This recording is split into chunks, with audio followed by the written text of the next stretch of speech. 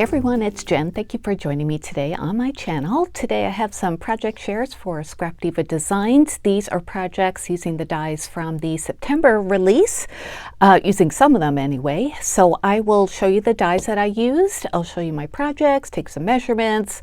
They'll all be linked down below on scrapdivadesigns.com, as well as my referral link. If you click on that and order from that link, I get a commission. That doesn't affect your cost, but it helps me out. So I appreciate everybody who uses that link. I know a lot of you do, and I really appreciate it. Also, there is a coupon code that you can use at checkout, which is strawberry cream, and you'll get 10% off of your order. So let's get started. These are all Halloween dies, which are really fun. They're super cute. I don't do scary Halloween, so I make cute things. So let's get started with the first one. And I did show the projects I made with this on Instagram because I couldn't wait. They're so cute. This is a skeleton mini album. And when I saw it, if you remember in my haul video, I said that I thought they would make great like faux cookies. So that's what I made. And it's a really nice size. It comes with the outline piece, the layering piece that has stitching, another outline piece that's a little bit more form-fitting for the skeleton. And then this piece cuts out all the different bones. So you can use either the negative or the positive of this. I used the positive on the two cookies that I made. And yeah, let me show you what I came up with. So this is the first one that I think looks the most cookie-like. Isn't that so cute? I used my favorite cookie paper, which is Basil Almond Cream. I get that at Joann's, and I did that with the main cookie die.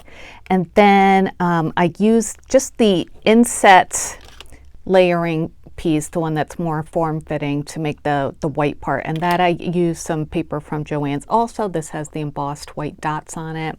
And then for the bones, I used some white glitter paper also from Joann's and just kind of paper pieced them onto the cookie. I used some Distress Oxide and Vintage Photo to ink the edges to make them look a little bit baked. And then I put it all on some 2mm tan foam that I get this at Hobby Lobby and Joann's. And there are some flour marks on the back because when I took pictures of it, I used some actual, well, it wasn't flour, it was cornstarch on my paper just to make it look like a baking scene. So yeah, there's still a little bit on the back, but no biggie. So this is the cookie, and it measures, let's see, about 5 inches top to bottom, and then side to side it's about 4 1/4. So if you wanted to make this mini album, you could add any kind of closure you want. You can just, punch a hole at the top and use a ring binder. What do you call it? Binder ring, sorry. Or, you can use a hinge, whatever you want to do. So this is a really nice size, so it'll fit like a smaller picture or pieces of ephemera or journaling or something like that. But I wanted to make the cookies, so I made that one. And then I made another one too that I think came out also very cute. This one I used the extra layering piece, and that one I used a little candy corn paper, which I thought was kind of good for a cookie because it had some treats on it. And then I used that white glitter paper for this layering piece, and then for the bones I used pink glitter paper. And then the same cookie layers on the back. So aren't those cute? I'm going to put them on my hutch when I decorate for Halloween and put them on a cute Halloween plate, maybe some baking implements around it, just to make it look, really cute. I have some other like Halloween baking decorations I've made in years past, so this will be a nice addition to that. So that's my first project. I think they came out super cute. All right, the next item I have, this is the spider bow, and you get 2 different sizes. So I kind of laid them out in the different sizes. So for the larger one, you get the web, the backing piece, and then there are 2 parts of the bow, 2 layers, and they're stitched and they're nice and round, so it makes a really pretty bow. And then it comes with this piece that's really cool. It's a spider, but it has slits cut in it. So after you paper piece everything together or stack them together, then you can take the band that goes around the parts of the bow and just kind of put them through that. I'll show you. But then it kind of holds everything together. It makes it look really cohesive. So there's the big side and the small side. You get both, and I'll measure those on the finished product to show you how big they are. So this is the big one. And how cute is that? So I used some black glitter paper, and it's a nice thick paper, so it's nice and sturdy. And then I used, oh, there's some glue strings on there. I used some purple paper that has like a Halloween print on it for the spider base. And then for the bow part, I used that new faux leather from Dollar Tree. It cut beautifully with the die. I just ran it back and forth like twice, I think, on my die cutting machine, and they popped right out. I didn't have to do any trimming with scissors. So if you're wondering what to do with your faux leather from Dollar Tree, this is a perfect application for it, I thought. And then I use that black glitter paper for the band to tie everything together. There's some glue there. I just used some hot glue to stack everything on. And then to do the closure, I used some hot glue too. So I think it's really neat the way it has those slits in there. So it's a really sturdy bow. It's not gonna, fall apart on you like sometimes bows can do. So the big one measures, all put together, including, well, the web really, is about 3 3/4 inches across. And then top to bottom is about 2 3/4. So a really nice size bow to, put on your projects.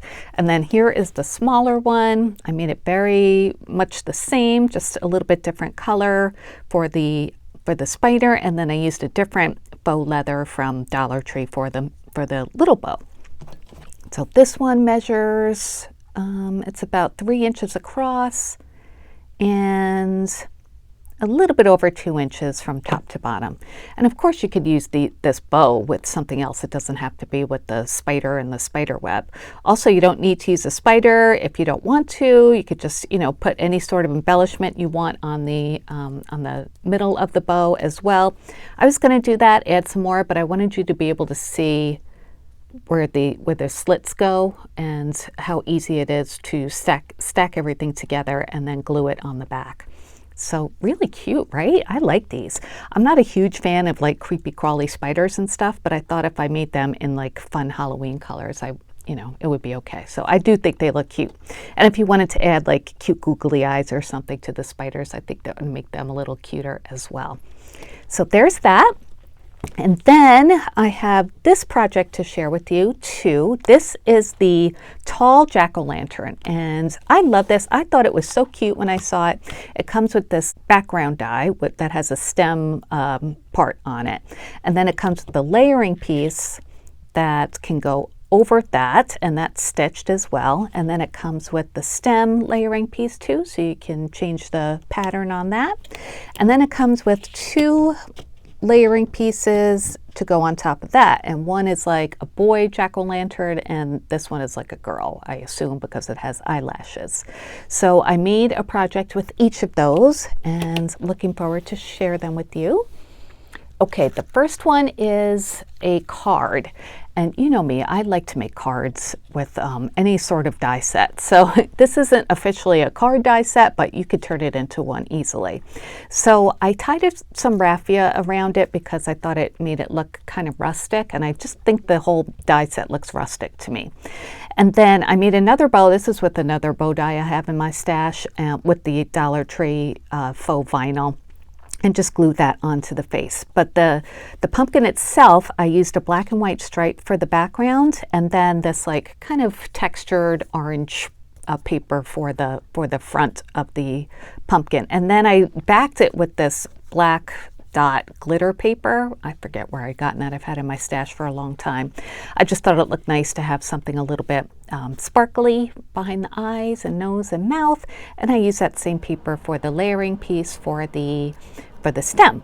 So when you open it up, that's what it looks like on the inside. And I just made myself like a little hinge just to, hold the 2 pieces together.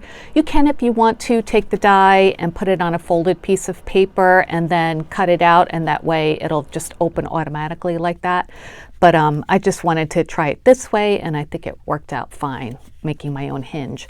And then I added another layering piece on the inside with a piece of ephemera, and this side I just left the double-sided other side of the front cover. So, and that's the back, and I think it came out to be a really cute Halloween card. So that's the first one. Let me measure this top to bottom. It is about 6 inches, and then side to side it's about, let's see, 3 3/4. Yep. So really cute card, right? All right, let me show you the next one. This one I made a little bit different. This one, the front is a die set from my stash, this envelope. I wanted to make an envelope for the pumpkin card, so I did that. I made another bow with the Dollar Tree faux leather, added a brad to that one, and then just kind of decorated this piece of ephemera with some Lawn Fawn clear glaze to just make the eyes and the stem a little, make them pop a little bit, the stars too, and then I added some glitter to Happy Halloween. And then this one, you pull up from the top and it's like a top open envelope. So I thought the stem of the pumpkin just kind of lended itself to, you know, looking like it would come out the top of an envelope. So that's what I did. So this is the die set from Scrap Diva Designs that I used. I used the orange and white stripe for the background of the card. And then for the layering piece, I used this cool black and white silvery star print. And I also backed it with that same orange paper that I used for the front of this card. So we have the girl on this side and the boy on this side. And then I did layer that stem with that same orange paper. So this one, it doesn't open. I just put another layering piece on the back with a very light print. Even though it has words, you could still write on this, I think, you know, like Happy Halloween or whatever. So I thought that was a really cute way to present this as a card, but a flat card. Just make an envelope like this and you could just pull it out like that. So yeah, those are the 2 cards that I made, a little bit different, even though it's not a official card die set, but you know, knowing me, I'll turn anything into a card. Mini albums, embellishments, whatever. So anyway, those are my projects for today. Again, they'll all be linked down below, as well as my referral link and my coupon code, which is Strawberry Cream. Thanks again for everybody who uses my codes and links and supports me and my channel. I really, really appreciate you guys. I will be back soon with more videos for Scrap Diva Designs. I'm already working on my next project, so that'll be up probably next week. All right, you guys, I'll have other crafty videos as well. Thank you so much for watching, and I'll talk to you later. Bye.